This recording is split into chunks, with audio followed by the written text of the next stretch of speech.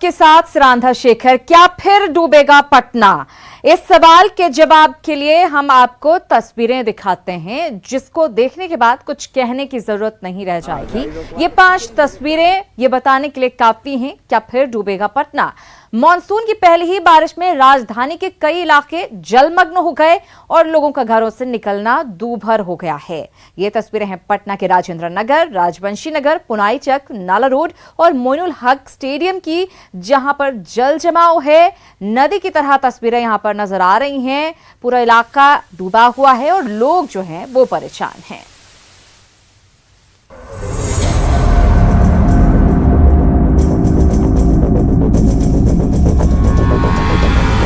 ये बिहार की राजधानी पटना है। पानी में डूबे रहना तो शायद यहाँ के लोगों के नसीब में लिख दिया गया है। खुद देख लीजिए, ये पहली बारिश का नतीजा है। चंद घंटे की बारिश में सड़कें डूब गई, गाड़ियों के चक्के पानी में डूब गए, फर्राटा भरने वाली गाड़ियां पानी में रेंगने लगी और पैरों के जूते चप्पल हाथों में आ गए। राजेंद्र नगर का रोड नंबर 2 का इलाका है और अभी शुरुआत है। और जरा देखिए कि शुरुआत में ये क्या हालत है। यहाँ से जो है वो कई हॉस्पिटल जो हैं वो यहाँ पे हैं और यहाँ से अपने मरीजों को लेकर के जा रहे हैं, लेकिन देखिए घुटने भर से ज्यादा पानी जो है वो अभी से जम गया है। अब जरा पुनाईचक का हाल देख लीजिए। सड़क तो सड़क, लोगों के घरों में भी पानी घुस चुका है। किस तरह से जलमग्न है पूरा का पूरा इलाका। और सबसे बड़ी बात है कि कितना खतरनाक है, इसे भी आप समझिए। ये आप देख पा रहे होंगे, ये नाला है और इस नाले ये जो नाला है वो किस तरह से ओपन है और ओपन नाला से इस तरह से पानी, आपको पता भी नहीं चलेगा कि कहाँ सड़क है और कहाँ नाला। अगर ऐसे में कोई गाड़ी अगर इससे होके गुजरता है तो कितना बड़ा यहाँ पर कह सकते हैं कि दुर्घटना हो सकती है, वो आप अंदाजा लगाइए। राजवंशी नगर की तस्वीर पुनाईचक से जरा भी अलग नहीं है। सरकारी क्वार्टर में पानी भर गया है और लोग इस पानी के बीच ही आने जाने को मजबूर हैं। अब एक तस्वीर मोइनुल हक स्टेडियम की देख लीजिए। ये सीआरपीएफ के जवान हैं, इनको सुरक्षा के लिए तैनात किया गया है, लेकिन इनका कैंप पानी में डूब गया है। नगर निगम जो है वो कहीं पे कोई निकासी की नहीं सर, कोई व्यवस्था नहीं, वो उसको दिखाई ही नहीं दे रहा है। व्यवस्था क्या करेगा, वो सब अब कागजों में चलता है इनका, और कहाँ से दिखाई देंगे, करेंगे। हम ही लोग थोड़ा बहुत कर रहे हैं, पानी निकलने की कोशिश कर रहे हैं। निकल रहा है सर धीरे धीरे, लेकिन काफी टाइम लगेगा। पिछले साल पटना में भारी जल जमाव हुआ था, तब दावा किया गया था कि अब ऐसा नहीं होगा, लेकिन पटना का हाल बताने के लिए नाला रोड पर खोदे गए बड़े बड़े गड्ढों की ये तस्वीर काफी है। नगर निगम गड्ढे में है, यहाँ पर जब तक आदमी मरेगा नहीं। गड्ढे में है, खाली कहते हैं नगर निगम गड्ढे में है, जब तक यहाँ के पदाधिकारी लोग इस गड्ढे में नहीं मरेंगे, इन लोग को समझ में नहीं आएगा।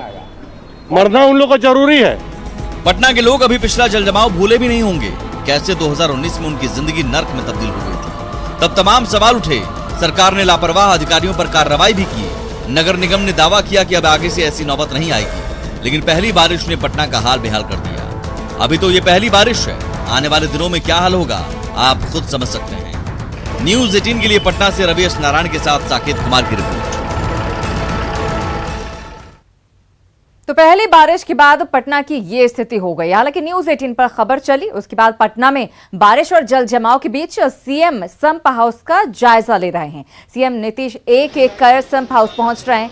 सबसे पहले CM Nitish Pataliputra sump house पहुंचे, जहां का उन्होंने निरीक्षण किया। बाद में सीएम जोगीपुर संप हाउस भी पहुंचे, वहां की स्थिति का भी जायजा लिया है। तो एक एक कर CM Nitish Kumar sump house का जायजा ले रहे हैं। हम आपको बता दें, दरअसल पिछले साल भी विभाग की लापरवाही का खामियाजा पटना को भुगतना पड़ा था। किस तरह से बाढ़ की स्थिति बनी थी वो हम सभी ने देखा था, और इस बार पहली ही बारिश हुई है, मानसून का आगमन भर हुआ है और क्या स्थिति हो गई है, तस्वीरें लगातार हम आपको दिखा रहे हैं। और अब मुख्यमंत्री संप हाउस का जायजा ले रहे हैं। मुख्यमंत्री नीतीश कुमार अरसे बाद आज पटना की सड़क पर निकले हैं। तस्वीरें आपको दिखाते हैं। ये जोगीपुर संप हाउस की तस्वीर है। भारी बारिश के कारण कई जगहों पे पटना के कई इलाकों में जल जमाव की स्थिति है। ऐसे में मुख्यमंत्री नीतीश कुमार कोरोना बंदी के बीच पहली बार, आप देख सकते हैं तस्वीरों में, मुख्यमंत्री नीतीश कुमार हैं और तमाम जो अधिकारी हैं, नगर निगम के जो पुलिसकर्मी हैं, स्थानीय पुलिस है, तमाम सुरक्षा के बीच मुख्यमंत्री नीतीश कुमार मुआयना कर रहे हैं संप हाउस का। और ये तस्वीर जोगीपुर संप हाउस की है, उस जगह पे जहां सबसे ज्यादा पानी का जल जमाव का दबाव होता है, जो कंकड़बाग का इलाका है। राजेंद्र नगर का इलाका है। इस संप हाउस पर बहुत ज्यादा दबाव होता है और पिछले साल जिस तरीके से जल जमाव की स्थिति बनी थी, काफी सरकार की किरकिरी हुई थी। तो अरसे बाद जब लगातार मुख्यमंत्री नीतीश कुमार पर यह सवाल उठा रही थी विपक्ष कि नीतीश कुमार 90 दिनों से कहां हैं, इस कोरोना काल में नीतीश कुमार कहां हैं, तो जब जल जमाव की स्थिति फिर से उत्पन्न हुई है, बिहार में जिस तरीके से पटना शहर में जो जल जमाव की स्थिति हुई है, लगातार जो भारी बारिश हुई है रात भर से, तो कई सड़कों पे पानी जमा हुआ है। ऐसी परिस्थिति में मुख्यमंत्री नीतीश कुमार को आनन फानन में फैसला लेना पड़ा और वो पटना की सड़क पर उतरे हैं, कई संप हाउस का मुआयना कर रहे हैं। अभी कुछ समय पहले पाटलिपुत्रा स्पोर्ट्स क्लब पर पहुंचे मुख्यमंत्री नीतीश कुमार। अब आप तस्वीरों में देख सकते हैं तमाम सुरक्षाकर्मी के बीच में मुख्यमंत्री नीतीश कुमार संप हाउस पहुंचे हैं और ये तस्वीरें और ये बताती है किस तरीके से मुख्यमंत्री समझ रहे हैं कि चुनावी साल है, ऐसे में कोई भी चूक अगर होती है तो बड़ा नुकसान झेलना पड़ सकता है, क्योंकि विपक्ष लगातार हमलावर है। और ऐसी परिस्थिति में मुख्यमंत्री नीतीश कुमार पहुंचे हैं संप हाउस और मुआयना करने के बाद क्या कुछ जानकारी देते हैं, ये बेहद महत्वपूर्ण है। लेकिन सबसे महत्वपूर्ण बात यह है कि अरसे बाद मुख्यमंत्री नीतीश कुमार लगातार विपक्ष हमले कर रहा था कि 90 दिनों तक मुख्यमंत्री नीतीश कुमार कहां छिपे हैं। ऐसी परिस्थिति में जब पानी का दबाव बढ़ा, जल जमाव की स्थिति बनी, मुख्यमंत्री खुद सड़क पर उतर के मुआयना कर रहे हैं। कैमरा पर्सन अभिषेक के साथ अमित कुमार सिंह, संप हाउस, योगीपुर, पटना। तो अब एक एक कर सीएम नीतीश कुमार सभी संप हाउस का जायजा ले रहे हैं। इस वक्त हमारे सहयोगी अलग अलग संप हाउस पर मौजूद हैं। अमित कुमार सिंह मौजूद है पहाड़ी संप हाउस पर, वहीं दूसरी तरफ डाक बंगला चौराहे के पास मौजूद है हमारे सहयोगी साकेत। सबसे पहले अमित, आपसे जानना चाहूंगी, न्यूज 18 ने इस खबर को दिखाया किस तरह की हालत पहली बारिश के बाद पटना की हो गई, उसके बाद मुख्यमंत्री एक्शन में भी नजर आ रहे हैं, संप हाउस का जायजा लिया है, स्थिति बदलेगी?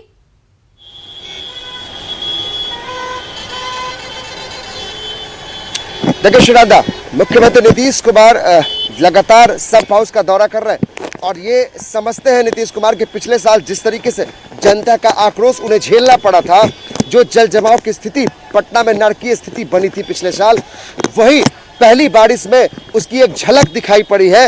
मुख्यमंत्री नीतीश कुमार तुरंत हरकत में आए हैं, लगातार संप हाउस का दौरा कर रहे हैं और जब उनसे ये सवाल पूछा गया, जब न्यूज 18 ने सवाल पूछा कि मुख्यमंत्री जी क्या इस बार भी पटना की जनता झेलने को मजबूर होगी, मुख्यमंत्री ने कहा वही देखने हम आए हैं, बिल्कुल नहीं।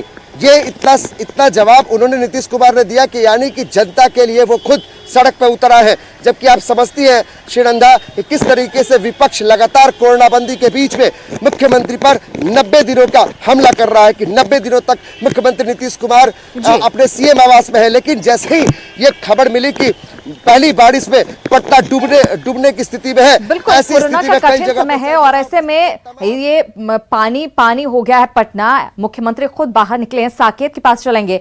साकेत, पिछली बार की स्थिति हमने देखी, अब दावा लगातार किया गया कि स्थिति बदलेगी, सब कुछ जो है काम सही तरीके से किया जा रहा है, लेकिन संप हाउस की हालत जर्जर थी पिछली बार। इस बार अभी क्या स्थिति है, क्योंकि मुख्यमंत्री खुद जायजा लेने के लिए हर जगह पर पहुंच रहे हैं बारी बारी से?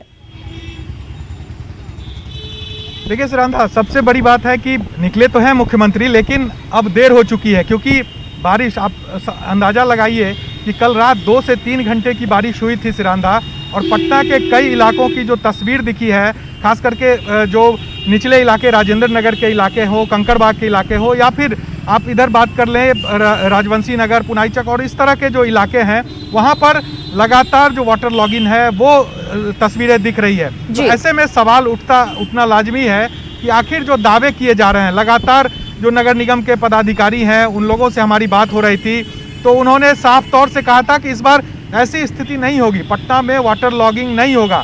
लेकिन 2 से 3 घंटे की बारिश ने नगर निगम के जो दावे थे उसकी पूरी पोल खोल दी है। मुख्यमंत्री भले ही अब निकले हैं और वो संप हाउस पर देख रहे हैं, लेकिन कहीं ना कहीं उसको ठीक ठाक करके पंप हाउस को बस ये दावा नहीं किया जा सकता है कि आप पटना में जो जल जमा होगा उस सभी पानी को आप निकाल लेंगे इन संप हाउस के द्वारा। क्योंकि सवाल यही पिछले बार भी उठा था कि जब संप हाउस तक पानी ही नहीं पहुंचेगा तो आखिर आप कैसे उन पानी को बाहर निकालिएगा, क्योंकि जो नाले हैं वो ब्लॉक है, अभी भी कई नाले हैं सिरांधा जो साफ नहीं हो पाया है, और ऐसे में कैसे उन संप हाउस तक पानी पहुंचेगा। और पिछली बार संप हाउस तक पानी नहीं दरअसल हर स्तर पर लापरवाही देखने को मिली है और शायद यही वजह है कि हालात सुधरने का नाम नहीं ले रहे हैं। अमित, अगर हम देखें जो स्थिति पिछले साल बनी थी तो उसकी वजह यह रही थी कि नगर निगम में लापरवाही और जिस तरीके से वुडको को जिम्मेदारी दी गई थी उस स्तर पर लापरवाही, संप हाउस तक पानी ही नहीं पहुंच रहा है तो वहां पर किस तरह से चीजें मैनेज की जाएंगी, ये बड़ी चुनौती है। अब चूंकि बारिश का मौसम आ गया, मानसून आ गया है, तो कैसे इससे निपटा जाएगा?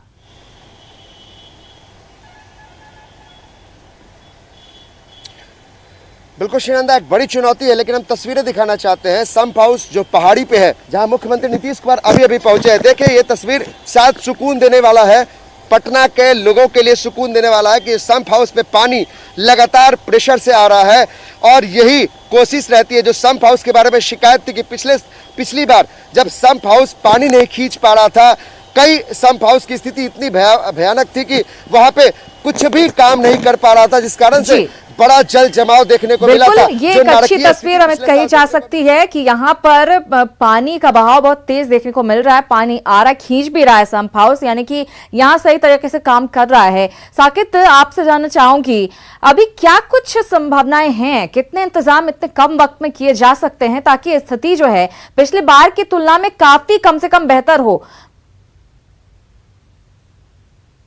देखिए, लगातार न्यूज़ 18 ये सवाल उठाते रहा है श्रीरांधा कि कई जो नाले हैं और जो सड़क निर्माण का कार्य जो पटना में कई जगहों पर चल रहा है या जो पाइप बिछाने का काम चल रहा है, उस वजह से कई नालों को कोड़ दिया गया है। आप अगर पटना की सड़कों पर घूमेंगे तो आपको ये तस्वीर लगातार दिखेगी, हर जगह दिखेगी कि सड़क को खोदा जा चुका है और ऐसे में नाले का जो बहाव है वो कहीं ना कहीं कम है। उसे निश्चित तौर पर बरसात से पहले यानी मानसून आने से पहले उन नालों को का सुधार करना चाहिए था नगर निगम को, और लगातार ये सवाल न्यूज़ 18 भी उठाते रहा था। लेकिन अभी भी हालात वही है, लगातार बरसात आने से पहले कहा जाता है कि सभी नालों को दुरुस्त किया जाएगा, किसी तरह का व्यवधान नालों के भीतर नहीं होगा ताकि जो पानी का फ्लो है मोहल्लों से वो सीधे संप हाउस तक जा सके और उसे पटना से बाहर निकाला जाए, चाहे वो गंगा में पानी को बहाया जाए या और कहीं उसे भेजा जाए। तो ये जो सवाल है वो लगातार हर साल उठता है, लेकिन नगर निगम इस पूरे मामले पर कुछ भी नहीं कर पाता है। आप सोचिए कि 2 से 3 घंटे की बारिश ने जब ये हाल कर दिया है तो अभी पूरा मानसून बचा हुआ है। पटना में अगर जोरदार बारिश एक दिन अगर हो जाए श्रीरांधा, तो ये कहना आज के हालात को देखते हुए ये गलत नहीं होगा कि फिर से पिछले साल वाली स्थिति पटना में देखने को मिलेगी। ये बिल्कुल निश्चित रूप से अगर सही तरीके से काम नहीं किया गया हर स्तर पर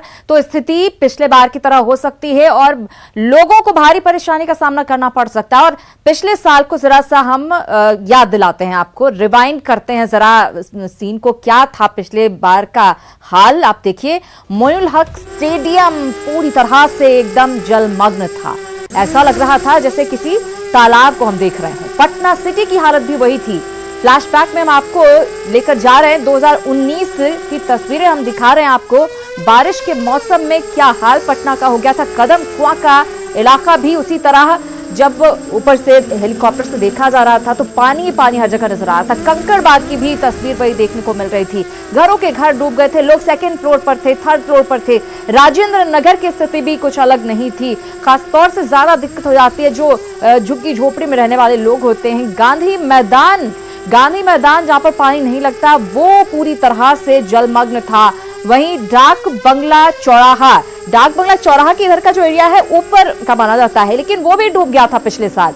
पटना जंक्शन की भी वही हालत थी, बहुत सारी ट्रेनें नहीं चल पा रही थी, बहुत ज्यादा दिक्कतों का सामना करना पड़ा था। इंद्रपुरी शिवपुरी का एरिया आपको याद होगा किस तरह से वहां पर लोग खाना तक नहीं पहुंच पा रहा था, लोगों तक पानी पीने का नहीं मिल पा रहा था, लोग घरों में बंद हो गए थे, ऐसी स्थिति हो गई थी। ये बहुत डरावनी स्थिति थी अमित। हमने सभी जगह की तस्वीरें, हर एक छोटी से छोटी तस्वीर पिछले बार की दिखाई थी, कितनी भयावह स्थिति थी, लोगों तक खाना पानी तक नहीं पहुंच रहा है। तो ऐसे में अब चेतने की जरूरत है ताकि पिछले बार की तरह तस्वीर ना हो।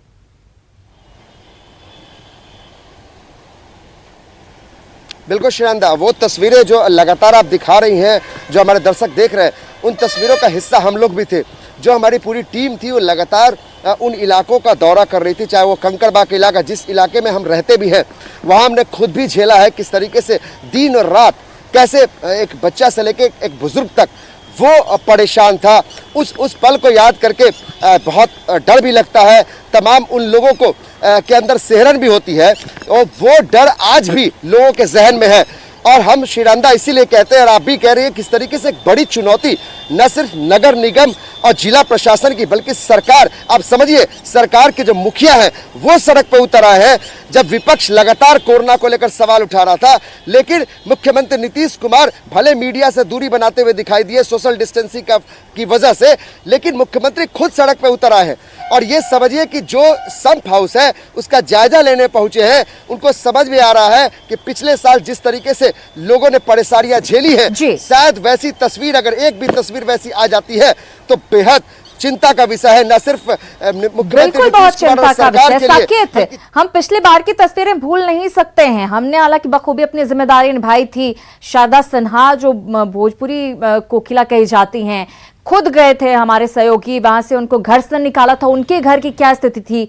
सुशील कुमार मोदी उप मुख्यमंत्री प्रदेश के 3 दिन तक खुद फंसे रहे थे। इन तस्वीरों को हम भूल नहीं सकते हैं। फिर आम लोगों की क्या स्थिति रही होगी, तस्वीर तो हमने दिखाई थी, अंदाजा भी लगाया जा सकता है, उसकी कल्पना नहीं कर सकते हैं। ऐसे में इससे निपटने के लिए बहुत जल्द कदम उठाने की जरूरत है। देखिए बिल्कुल सिरांदा, सवाल यही है क्योंकि अपनी गलतियों से लोग सीखते हैं, लेकिन जब आप अपनी गलती से नहीं सीखिएगा तो फिर आपका भगवान ही मालिक है। और यही तस्वीर है पटना नगर निगम की। पिछले बार, बहुत पहले की भी बात नहीं है सिरांदा, पिछले साल की बात है।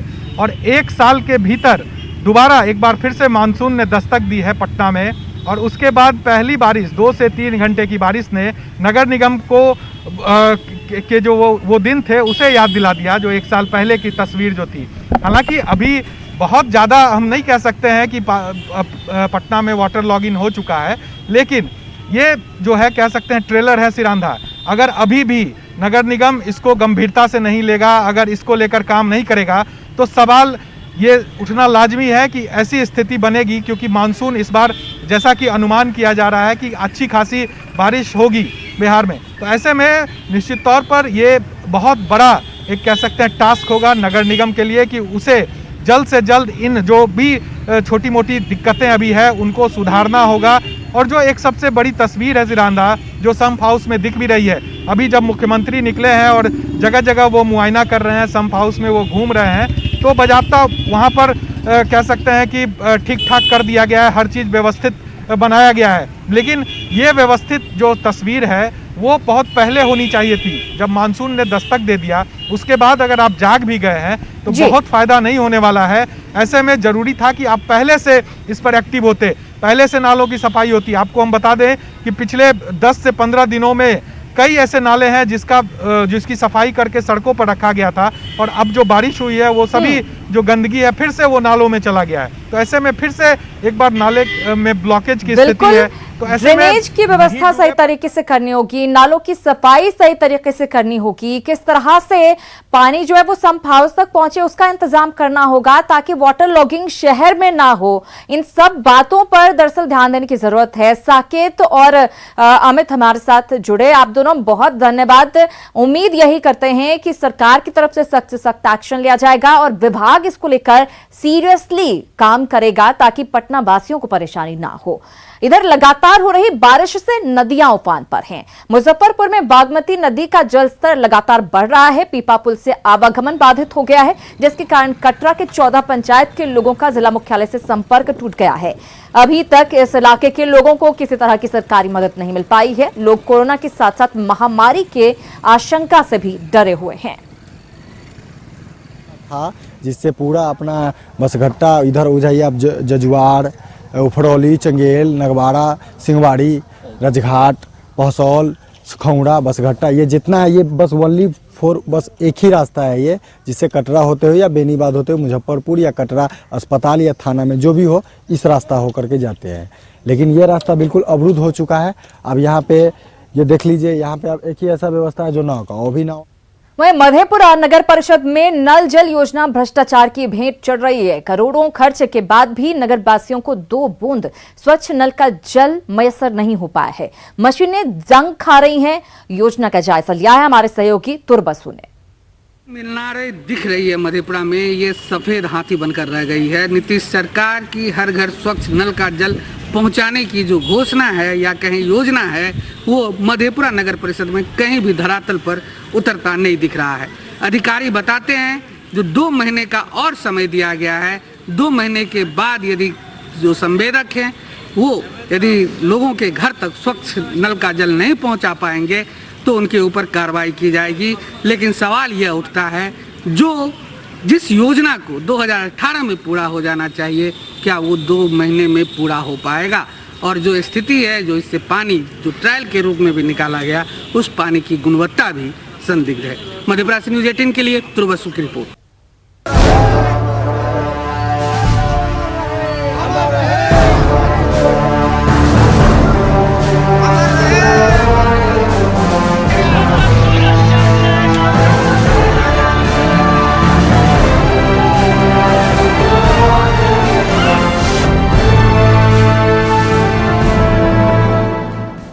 और अब बात कर लेते हैं प्रदेश के वीर जवानों की, जिन्होंने शहादत दे दी देश की सुरक्षा के लिए। समस्तीपुर में शहीद जवान अमन कुमार सिंह की अंतिम यात्रा की तस्वीरें हम आपको दिखा रहे हैं।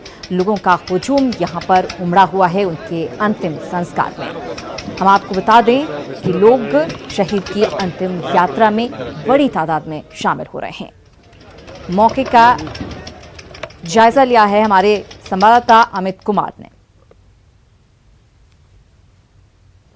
हाँ ठीक, सिर्फ कमेंट्री करना है। ओके। तो तस्वीरें फिलहाल आपको हम दिखा रहे हैं, आप देख सकते हैं दूर तक निगाहें जा रही हैं, लोगों का काफिला यहां पर नजर आ रहा है। और ये किसी मेले में जमा नहीं हुआ है, ये दरअसल शहीद की अंतिम यात्रा है, जहां शहीद अमन कुमार जो कि सीमा पर शहीद हुए, उन्हें श्रद्धांजलि देने के लिए लोगों का ये हुजूम उमड़ पड़ा है। समस्तीपुर की ये तस्वीरें हम आपको दिखा रहे हैं और अंतिम संस्कार पूरे सम्मान के साथ यहां पर शहीद अमन कुमार का किया जा रहा है। अमित वहां पर मौजूद है, हमारे सहयोगी लगातार। अमित, आपसे जानना चाहूंगी इस वक्त वहां पर क्या चल रहा है, अंतिम संस्कार की प्रक्रिया कहां तक पहुंची है? देखिए, अंतिम संस्कार की जो अंतिम विदाई है वो दे दी गई है। जितने भी जवान थे, आर्मी के जितने भी अधिकारी थे, इसके अलावा चूँकि मंत्री महेश्वर हजारी भी यहाँ पे पहुँचे थे और पूरे राजकीय सम्मान के साथ ये समारोह किया जा रहा है, अंत्येष्टि की जा रही है। तो अंत्येष्टि की जो आखिरी विधि होती है मुखाग्नि की, वो यहाँ पे जो है उनके छोटे भाई जो है अमन सिंह के छोटे भाई हैं वो कर रहे हैं। तमाम जो आर्मी के जवान हैं, बिहार पुलिस के जवान हैं, वो उन्हें सलामी देने के लिए जो है तैयार हैं। और वीर अमन के जो है यहाँ पे नारे लग रहे हैं।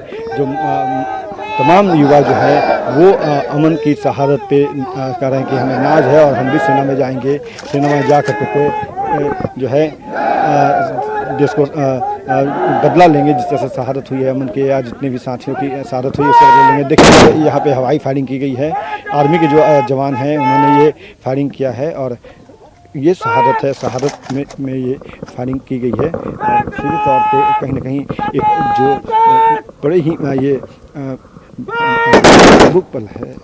यहाँ पे जो लोग हैं उनकी आंखें नम हैं।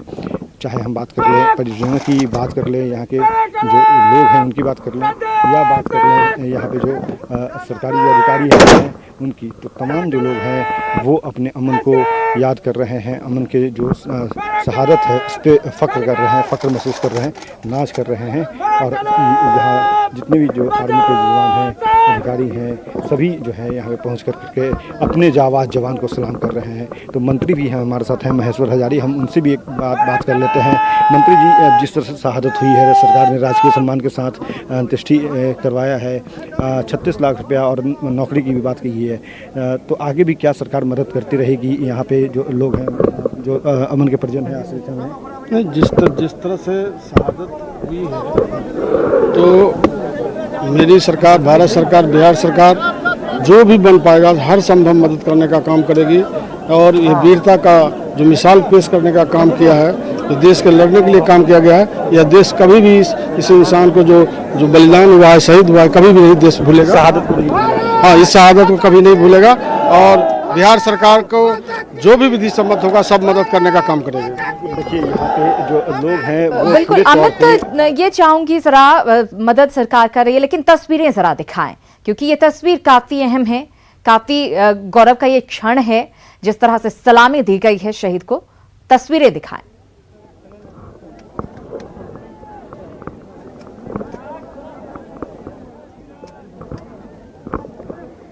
तो ये तस्वीरें आप देखिए किस तरह से यहाँ पर लोगों का काफिला जमा हुआ है, बड़ी तादाद में लोग पहुंचे हुए हैं शहीद अमन को अंतिम विदाई देने के लिए। और आपने देखा किस तरह से सलामी दी गई है शहीद अमन को। अंतिम संस्कार अब किया जा रहा है परिवार वालों की तरफ से, लेकिन सिर्फ परिवार के लोग नहीं है वहां पर, बल्कि पूरा का पूरा गांव वहां पर उठकर आ गया है अपने घरों से और अंतिम बार एक बार देख लेना चाहता है, दर्शन कर लेना चाहता है वीर के। चलिए इसी के साथ इस बुलेटिन में इतना ही, लेकिन न्यूज़ 18 बिहार झारखंड पर खबरों का